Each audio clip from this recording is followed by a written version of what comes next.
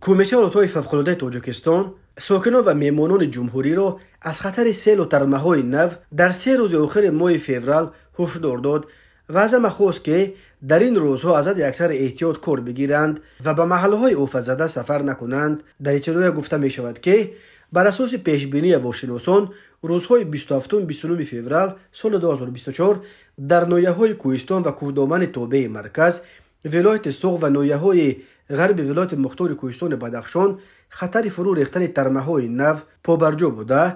بر اثر بارشات اخیر در وادی‌ها و ناحیه‌های کوهدامن ولایت ختلان می تواند سیل بیاید. یادآور می شویم که روز 26 فوریه در اکثر شهر و ناحیه‌های تاجیکستان از جمله در وادی‌ها برف سخت بارید.